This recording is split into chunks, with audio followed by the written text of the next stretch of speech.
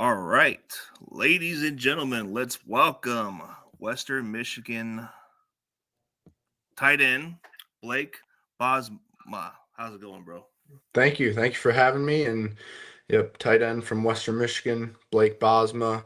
Um, Played there all 5 years and now pursuing the NFL and whatever comes next. For sure, man. And you already introduced yourself, bro. So what got you into football?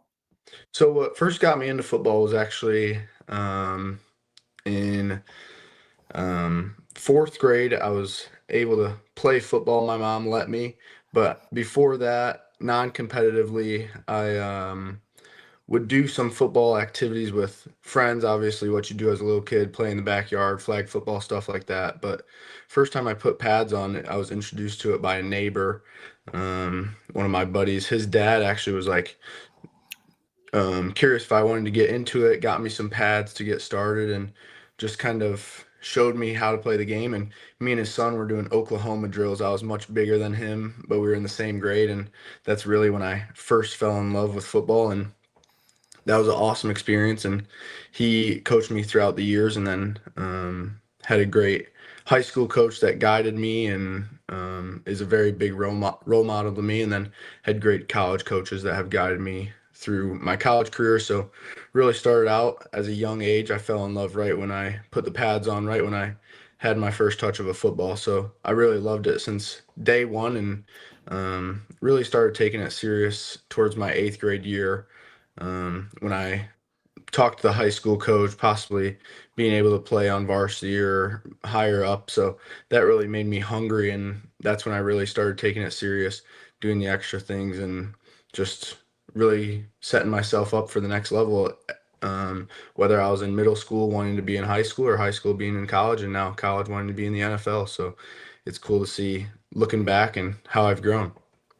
Well, I guess a lot of it has to do with a lot of the friends with the influence, man. Because Hmm. like when you grow up, man, there's always people who play the street ball and all that stuff. So it's like at some point it catches on with everybody. Right. Yeah. We had lots of kids in my neighborhood. We played wiffle ball, we played basketball and football, obviously, like all the neighborhood kids. And being from Michigan, snow football was like a regular thing. So that was a big thing that I enjoyed doing. And every time it was snowing, I would tell my brother it's football weather. And he'd be kind enough to put up with me and guard me and play football with me outside. And my dad would throw us routes, and we'd shovel off the driveway, and we'd do sideline catches on the side of the driveway and try and get our feet in while falling in the snow. And just enjoying the game and loving football has always been a thing that I've done.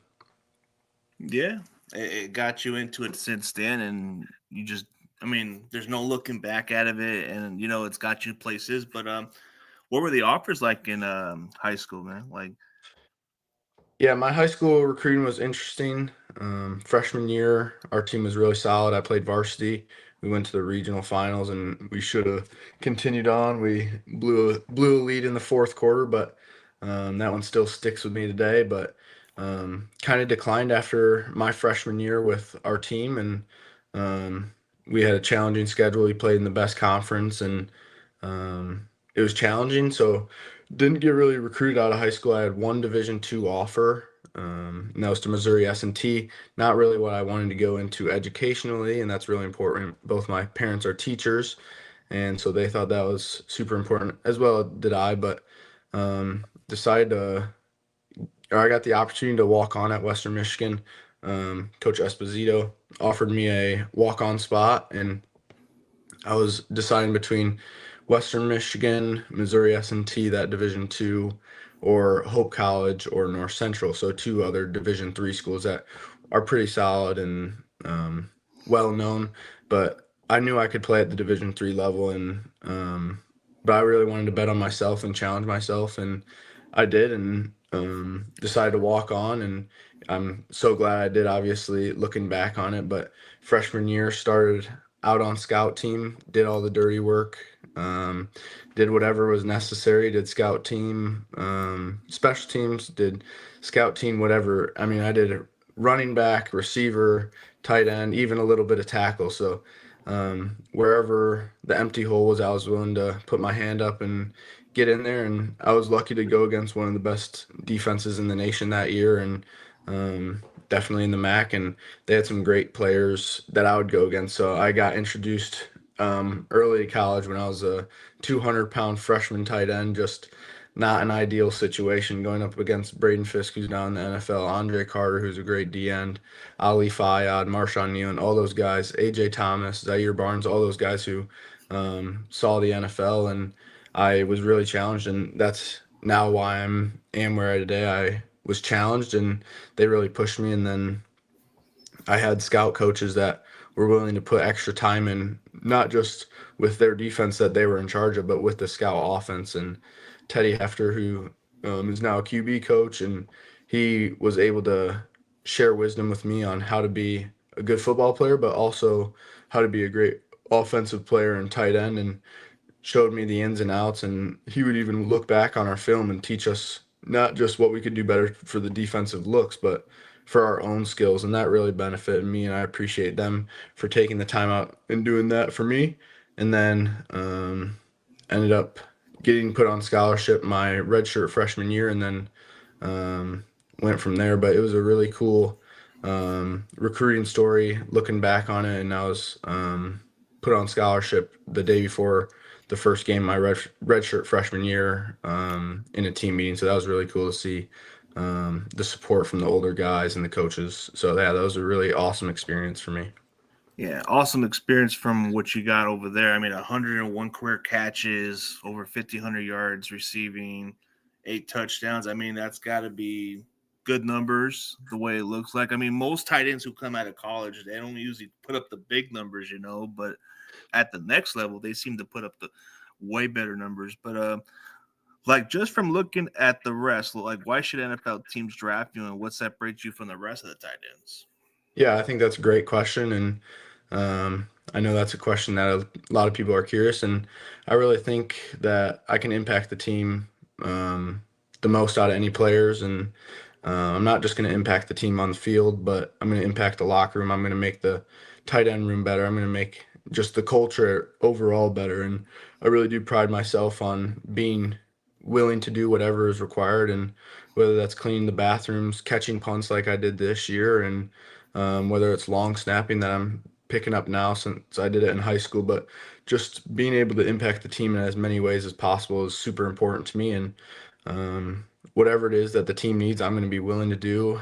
And I think I'm going to be able to do it well. And I think I've showed that at Western Michigan. I was able to put in 4 different offenses, which is not very usual, and was able to pick it up and impact the game in different ways. We've had a high tempo offense where it was all one word and we had to get there aligned quick, and it was a little bit more spread. But also this past year we didn't pass much, and I showed I could be an inline tight end and benefit the team in that way. And I think that I've showed on film throughout my 4 years that I've played how I can impact it on the field. But I think if you talk to any of my coaches or support staff or even the janitors at Western Michigan, they'll tell you that I'm a person that has uplifted their spirits and changed the culture for the positive. And I do pride myself on how I impact the team off the field and as a leader. And I also know that I love the football. I love football more than anyone else, and I'm willing to put in the most time. So those are things that I pride myself on, and changing the culture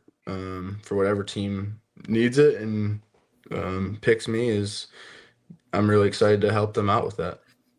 Yeah, I mean, even coming from the Western Michigan, you've put up some good numbers, and even what you just said, you're a good blocking tight end. So that might be what intrigues other teams because in today's NFL, if you're a blocking tight end, you can catch the ball. That's viable for most teams. Yeah, I love how the tight end position has changed throughout the years, and I think even just in the past 10 years, you can look at how the tight end position has changed. I've been in a 11P offense, but now this past year we were in 13P, and it's cool to see how the NFL is doing that too. And the more tight ends, it seems the better. So I obviously love that and love how tight ends have been being used, and it's just cool to see how offensives have expanded, and really look forward to the next level. Oh, absolutely. So, who do you model yourself after? Like, there's always some person of a player that you look up to and play your game after. Yeah, looking being a Michigan guy, he's not a tight end, but I like Calvin Johnson's gameplay. Um, I think a very underrespected player, but one of the greats. Being from Michigan, being a Detroit Lions fan growing up, Calvin Johnson was just dominant, and seeing 50-50 balls be 90-10 balls for him is just a cool thing to see. And I think that's why I modeled my game after as a young player. But now looking at NFL guys, I obviously love how Kittle plays. He just has that crazy motor that I take pride on myself. So just seeing his motor, and then I think my gameplay is very similar to Isaiah Likely. Not the biggest, fastest dude, but able to stretch the field and give defenses mismatches. And I really think I could do that at the next level as well. Oh yeah, for sure, man. Like just from the competition and just like the way you're kind of describing it, like even as a kid watching Calvin Johnson, that had to be something to watch. I mean, he was he was like he was just exciting to watch during his time. He was fast. He was Yep. just a big, lengthy receiver. I mean, if people thought this was a rare combination of a speed and big body receiver, man, he was just one of those guys. Yeah, he could. The defense could know he was getting the ball, and he'd still find a way to make the play, whether it was Yeah, making for a sure. crazy high point catch or whatever it is. Yeah, I He mean, was really dominant. being like 6'5", 230 pounds, man, running those 4.3 speed, man, just there was just no answers for that guy to get covered. But like then over the years watching Kittle, he was just a great blocking tight end coming out of Iowa and Yep. just gotten better over the years. And I can see where you're getting the idea because it took him time to master the position and all that. And usually that takes a while for tight ends, but over the years, you're seeing tight ends getting involved more. Now you're seeing two tight ends becoming a two tight end set. I think before that, you had the Patriots who had Aaron Hernandez and Rob Gronkowski as a two tight end set way back. Yeah, they were dominant as well, and obviously having Tom Brady's super beneficial. And I think the great offense coordinators can use their players to their benefits, and I think that's what the Patriots did well, and I think that's what the best teams do. And I think the more tight ends they have on the field nowadays, the better. It really gives defenses challenges, and um, Keeps them honest. exactly.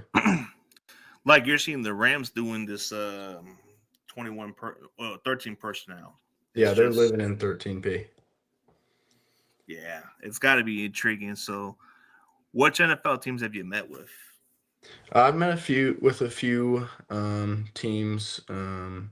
The main teams that I've talked to have been the Lions, the Colts, the Chiefs, and the Cowboys. I've all talked to recently, and um, obviously have been excited to talk to whatever teams are interested, and look forward to talking to more teams at Pro Day, after Pro Day, and whatever comes down the line. Well, at least you're getting some interest, man, because that just takes it just gets there in time. Like you just said, four intriguing teams, your hometown Lions, which is like something you would want to play for. Mhm. Then you got a team like Dallas, a big time marketing team. Then you got like the Chiefs, which they've been well known to win Super Bowls. I mean, those are intriguing options. Yeah, all the teams that I've actually talked to, I've had buddies that went and played there, so it's really cool to see how possibly the chain is moving on. Like one of my buddies, Mike Caliendo, when I was a freshman, I really looked up to him, and possibly playing with him at the next level is going to be a really cool opportunity. And um, he was maybe a late round draft pick or a UDFA, and he's been in the league for a while now. So it's cool to see how Western Michigan has still been producing athletes and players, and it's cool to see every year I've been at Western we've had someone drafted. So looking forward to, or hopefully keeping that up this year. And we've got Dame Tucker, who's going to be a high draft pick, and then we got some later round draft picks that are going to be super exciting to see where they end up. Yeah, it's kind of intriguing over the years. Like you said, there's some guys who transferred who came from Western Michigan, but then this guy that you guys got that came from Houston was really good. Nadeem Tucker. I've Yeah. seen a lot of good things out of that guy at the Senior Bowl. Yeah, it's got to be good to face against the best. So, what was it like facing against Nadeem Tucker in practice? Yeah, he's a great player, and I've talked to a good amount of people that were like, "How good is he?" and stuff like this. But he honestly is that good. And I've played against great pass rushers that were great in the pass game, and I've played against great run stoppers, but he's a crazy mix of both, and just his power is awesome. And I loved going against him every day in practice. Really sharpened my sword, sharpened his sword, and we were able to talk about what each other's tells were. This is what helped him win this rep, and I could tell him what is very challenging for me, and he was able to do the same. So it was really cool to see our relationship build throughout the camp and throughout practices, just learning from each other and creating greatness together. Yeah, iron sharpens iron, like they say. Yep, absolutely. So, how do you prepare against your opponents, and what's your pregame game day routine?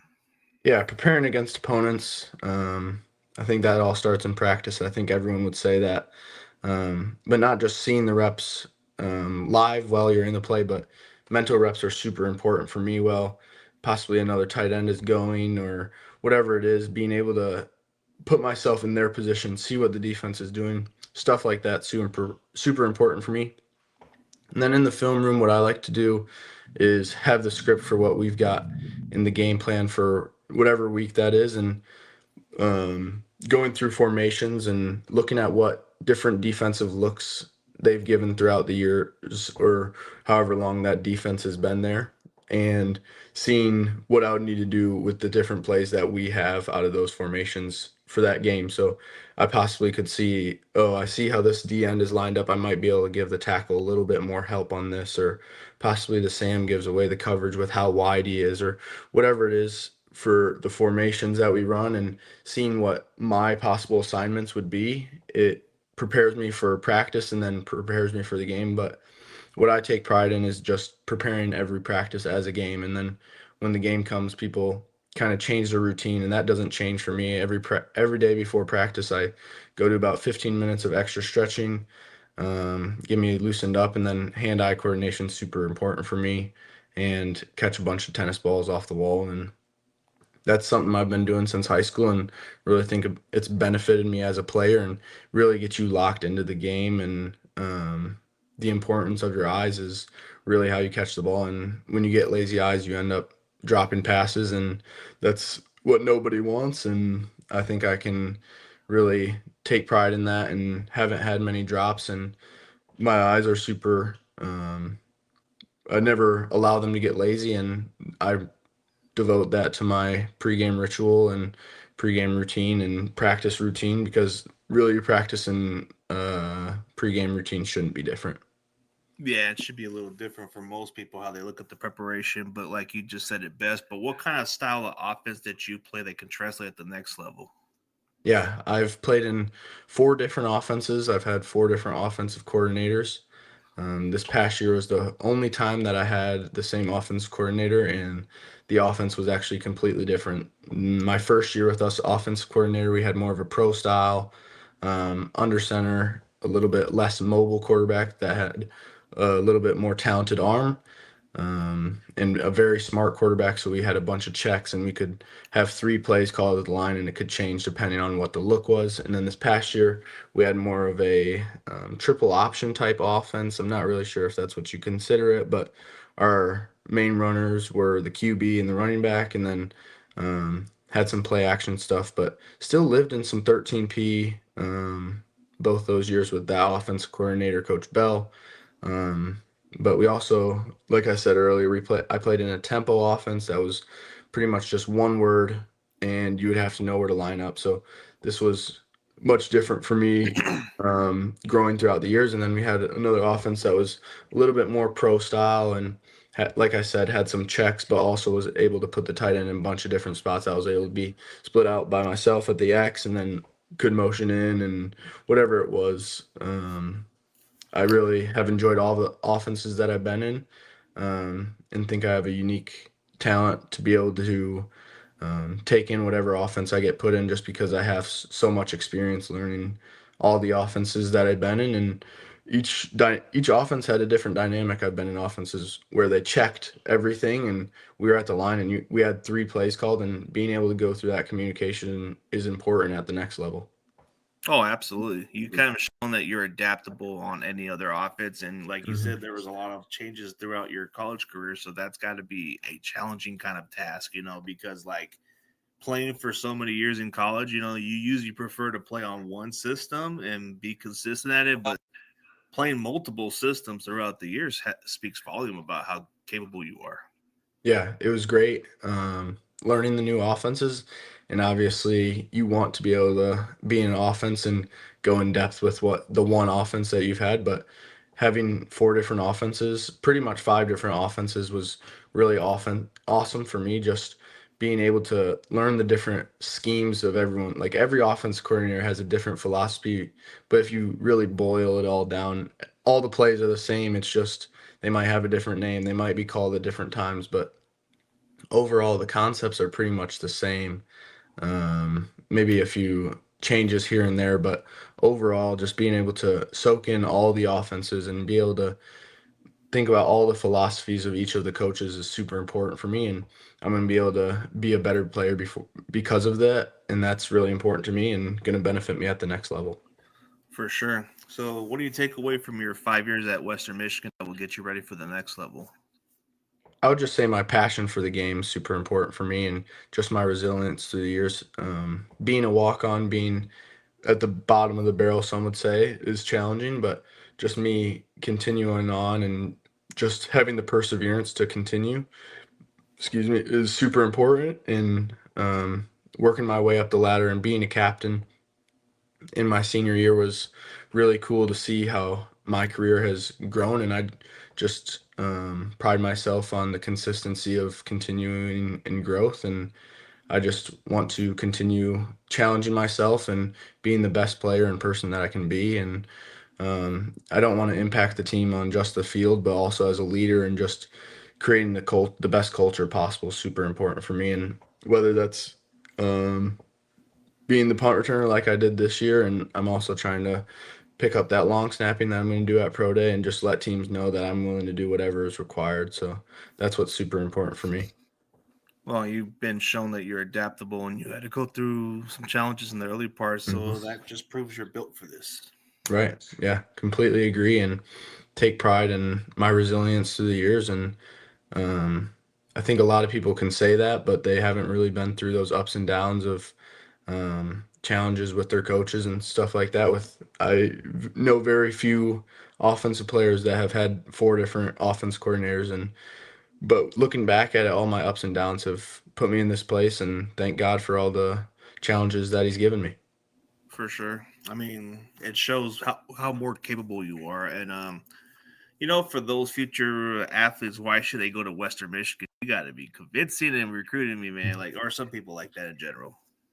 Yeah, I think Western Michigan has grown to have a great culture nowadays, and it's changed throughout my years. It was a little bit more laid back my freshman and sophomore year, but then as time came on and Coach Taylor came on, the culture was much more serious and business-like. But we also were able to have fun, and that's when football isn't fun anymore. That's when you know you have an issue. But Western has done a great job at just pushing each other and raising the standard every day. And Coach Bernardi, our strength coach, is one of the key guys in that. And just raising the standard is something you hear every day, and you really see it. It's not just coaches that are calling people back for bad reps, but it's players as well. And having that player-led team is really important. And we were working to a MAC championship every year.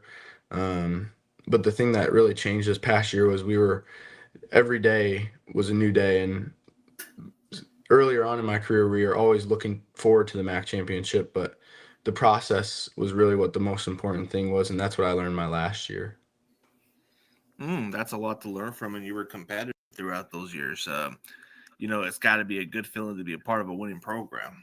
Yeah, it was really cool to see all that hard work throughout my 5 years. And obviously, with the transfer portal nowadays, not all of my freshman class was there, but being able to spend it with, I think there were maybe 8 or 9 guys that were still in my class, seeing us go through the 5 years of long, hard work and just seeing it Yeah. all pay off was really cool and a great way to end my career.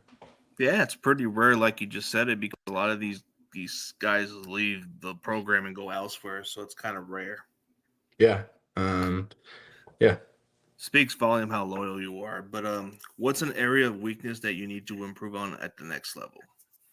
Area of improvement. I would say some people would say my height is probably a deficiency for me, but um, being able to just have consistent pad level and inside hands for the run game is super important for me. And I realized looking back, like if I lost a rep, it was either because of one of those two things, either inside hands were not good or my pad level was bad. So just focusing on those two things is important for me and going to be what I'm focusing my improvement on. And just growing as a player in that way is going to be my biggest improvement this off season. Oh, for sure. I mean, that's most athletes have certain areas that we can definitely work on. But let's get to know more about you. Outside of football, who are you as a person? Um, I Right now I'm in South Carolina training for pro day, obviously. I enjoy golfing, disc golfing, being outside. I customize shoes and cleats actually. So I've done a few my cause my cleats this past year and actually did our travel shoes at Western Michigan. I've got a fiance who is playing pro softball in Mexico. She's actually pitching right now. So I've got a great family and she's going to be with me for my next steps. And she's my biggest cheerleader, and I really appreciate her. And I'm really looking forward to these next steps with her. For sure, man. That's got to be cool. Like having a girl soon to be your wife going to an event towards Mexico, like national. That's got to be pretty cool to look forward to.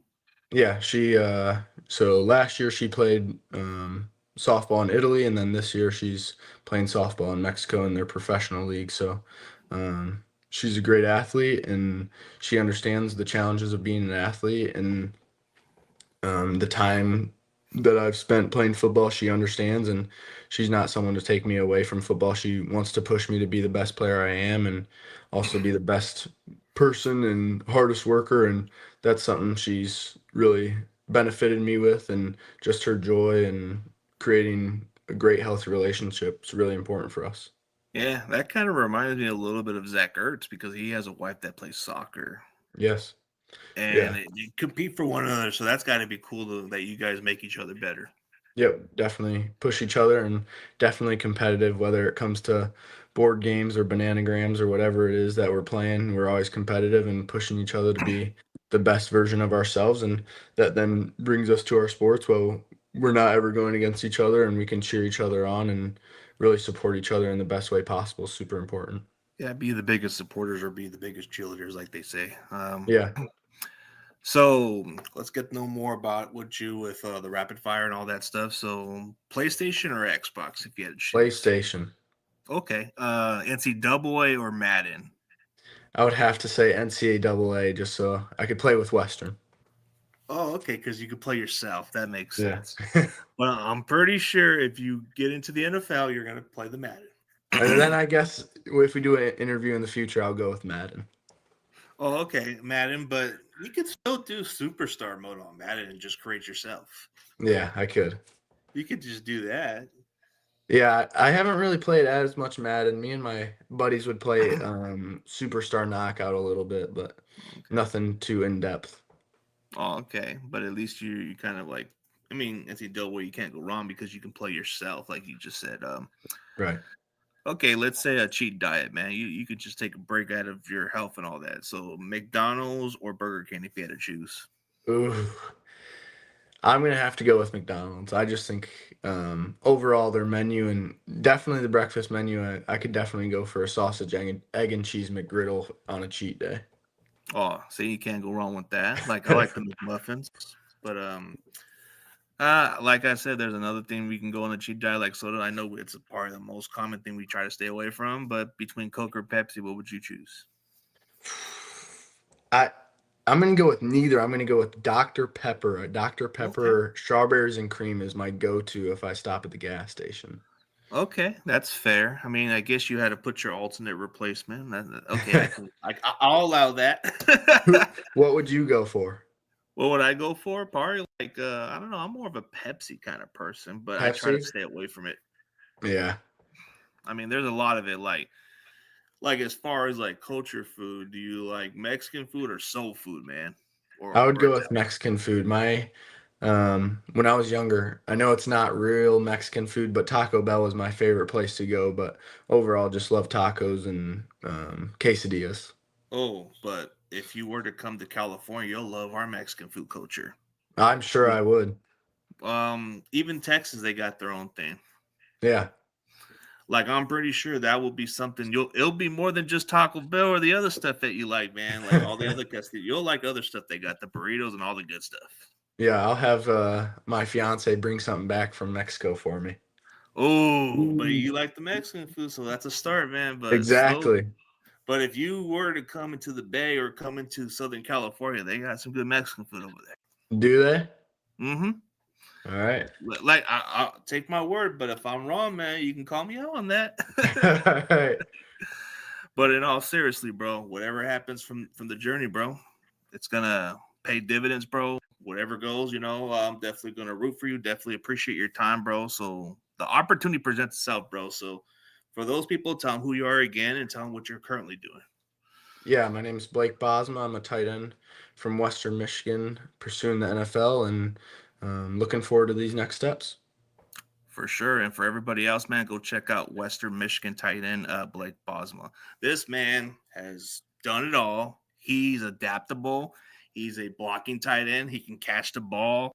So there's nothing wrong about this guy. This guy should be on everybody's radar, but we'll see how it plays out, man. You got an opportunity to prove the entire league that you're draftable. Thank you so much for having me. Oh, yeah. No problem. And for everybody else, thank you guys for tuning in.